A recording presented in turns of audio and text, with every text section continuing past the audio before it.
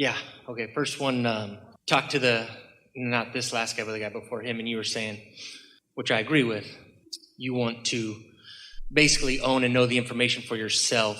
And if others want to join in or ask or seek guidance or suggestions, and that's great, you're doing it from that place, that feeling place where that's a very simple thing. And there is no proving to anybody. There's just a soft, subtle ownership of information. And if somebody chooses to want to have a tidbit of that, that's on them.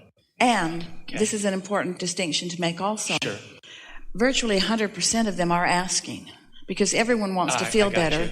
Everyone wants to know more. Everyone wants greater success. They're always asking. They are. But the distinction for you is if they're asking and not in a receiving mode, then it doesn't feel to you like they're asking. I got you. You see what we're getting at? Absolutely. Everyone wants to know. Okay. But it is helpful to be sensitive to how much they are ready to receive from you. Okay. Yeah. So I'm in this position now, this place where I feel like I'm that close to where the organization I'm in, like it's time for Doug to educate the people that are inside the organization so that there's not a wall that needs to keep being hit over and over and again, because what I'm witnessing now, traveling around to see the other teams, I am witnessing that more clearly than, I'm seeing it and downloading it more clearly than I ever have before. Yes. However, so your timing of conversation is better. Your inspiration about what to say and when to say it is better.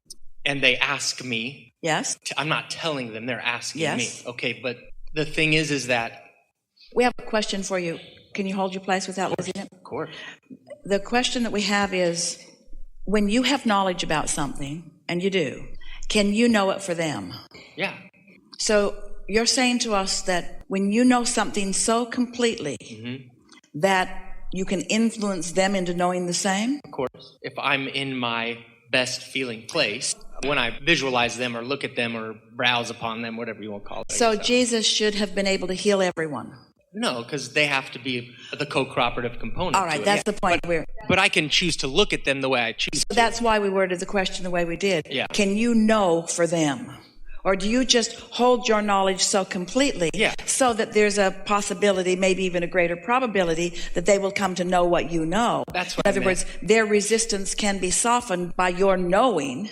Yes. And the way I say it is, that's that part where I'm not responsible for them. I do my job, and then if they want to meet me with it, that's great. You're not responsible for their response to what you know about them. And you're not responsible for their response to your belief about them. And knowing that, you see how strong you are here. And knowing that will keep their doubt from influencing your knowing. Oh, yeah. This is what we've been talking about all morning, isn't it? If you know it, and you're not letting what they think about it interfere with what you know, then your influence is mighty. Yes. And in that moment, how they might be reacting to the information, I can't allow that to bother me either. Because it's irrelevant. Yes, because I know. Because you know. Because I know. Yeah.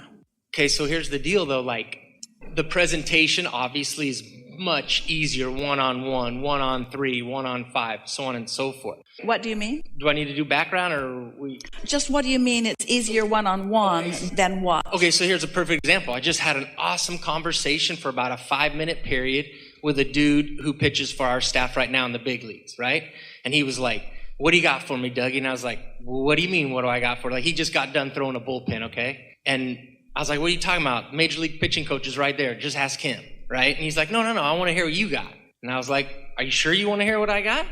And he's like, "Yeah, what do you got?" And I said, "Well, this is what I got." I said, "I don't really know you in the way of like, we have a lot of history with each other. But I have watched you on TV several times because I follow the team, the big league team on TV while I'm traveling." And I said, "I've seen you pitch." I said, I don't know why I'm getting choked up here. But anyways, I told him, I said, like, when I watch you, I see a self-defeated thought process going on. Like when you give up a hit or two in a row, I see you becoming defeated. And so I understand through the energy that you're giving off, like these are the thoughts that are going through your head or going through your mind at the time. And I'm like, that's okay. Like you can have those thoughts, but just understand you might not want to throw another pitch until you've allowed yourself a little bit of break from that feeling place, you know? So we had a quick little back and forth on it, right? And he's like, "Hey, thanks, I appreciate it, da-da-da-da." That's easy in a one-on-one session. When I have one-on-9 90 or 1 on 100, which I have in spring training, when I want to create an educational foundation for these guys. I can't hit them all during this, you know what I'm saying? Yes, we do. But we think you're missing the primary point in this, and that is this person was asking. And when you said, are you sure you want to ask me? He emphasized that he was sure he wanted to ask you.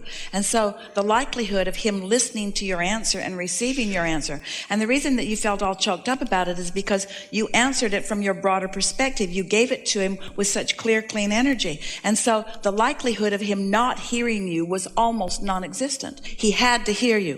Where when you're talking to a lot of people at the same time, a lot of them don't realize that you're talking to them. They don't realize because they haven't specifically asked you something. And so what is the dilemma that you're feeling? There's not enough time to catch them all one-on-one, or they're not asking you enough. Well, I guess what I'm saying is then, do I need to mind my business? So for example, the Chicago Cubs are now, I hear, they're doing meditation, and I'm like, motherfucker, because like every time...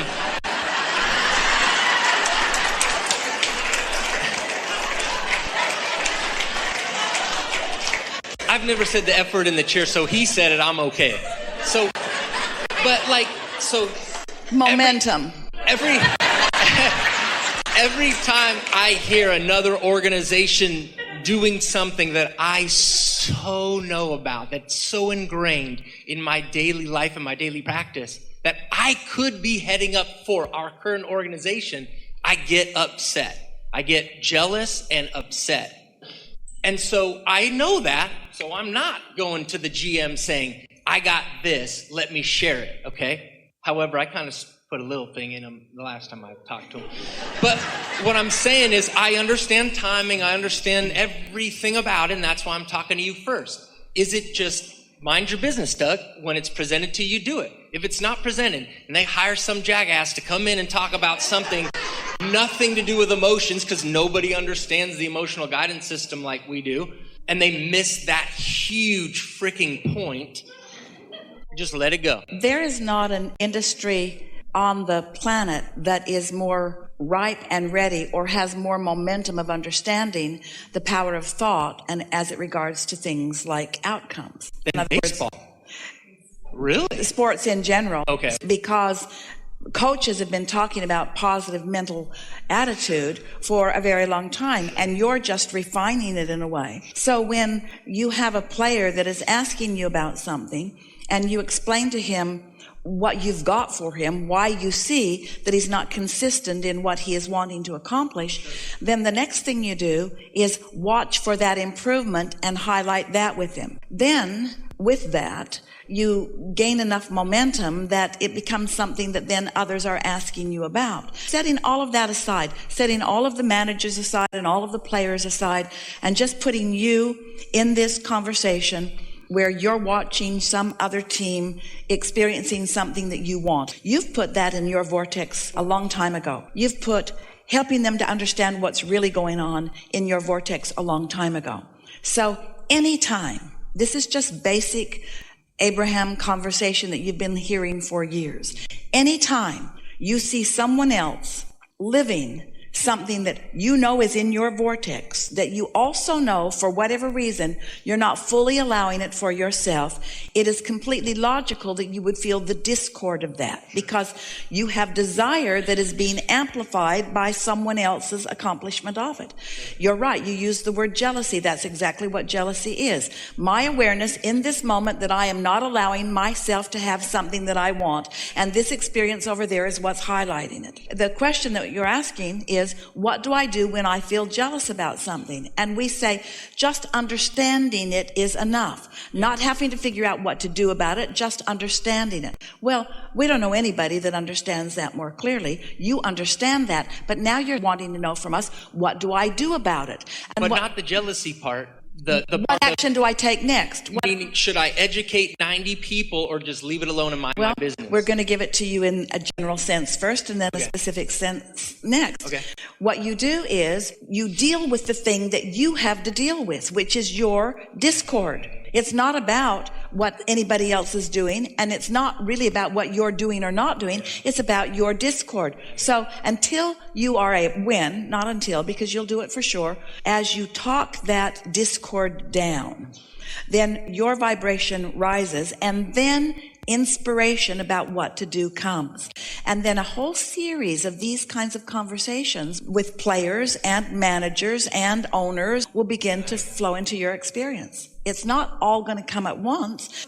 We have a lot of knowledge about the laws of the universe. We understand exactly how the universe works and how your time-space reality works. And we offer that knowing and have no more power than you do to influence the receptive mode of those who are sitting in the audiences, because it is life experience that teaches. And so watch for the questions that are being asked, not with specific words.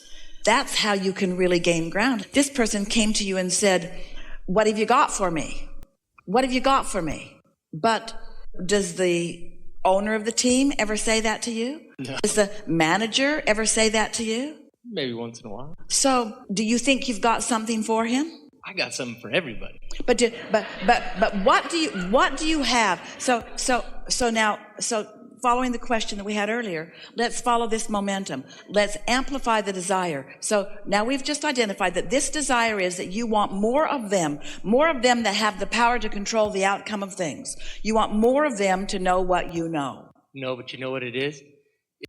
Yeah, we do, but tell us. Okay. And I'm already taking the steps. I've been taking the steps for, 15 years or whatever. I want the acknowledgement with myself, of myself, through myself, that I can be in the room with the amount of confidence and presence that I don't go to this mode.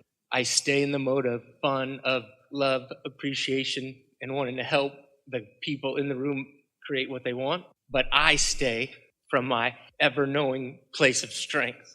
And when I do that, that's when I'll be in the big leagues. You're right on the brink of that. You're there often. But here's the distinction that we want to make with you. The disadvantage that you've been working with is that you've been brought up in this industry where they're looking at it from a different perspective. I totally know that. And you are aware that that's where they're at. Yeah. And so even though you know that there's a very comfortable bridge and you know that there's a way for all of them to be self-empowered, you don't trust their ability to make the jump. You trusted your ability to make the jump, but you don't trust their ability to make the jump. So that's why in the conversation with the pitcher that asked you, "What have you got for me? What have you got for me?" You felt the confidence to give him what you've got for him. I knew it was putty, I knew what he was asking me. So what we want you to understand is that they're all just like that. They're all just like that. And they may not be saying, "Doug, what have you got for me?" But they're saying, "God, what have you got for me? Source, what have you got for me? Life, what have you got for me?" They're all wanting to know how they can make the most of what they've got, you see. And so the fact that you know it, so wouldn't you rather have them come to you one-on-one? Absolutely. Wouldn't you like the universe to just yield those moments to you one-on-one? Yeah, those are cool. And in those moments, do you feel any lack of confidence about anything? No shot. And so here's our assignment to you. We've never given you assignment before. Will you acknowledge that? We have never given you an assignment, but we're giving you assignment. We've never given you assignment. Love your assignment, because I've been asking for assignments. We know you have, and now it's cool. It's time for us to give you an assignment. We want you to go to the general manager and tell him what you know about that pitcher. Just that one? Just that one thing. Just that one thing. Okay. You know what's going on with him? Okay. He's defeating himself with his own mind, which everybody understands, but I know exactly how he's doing it. And I know exactly how to fix it.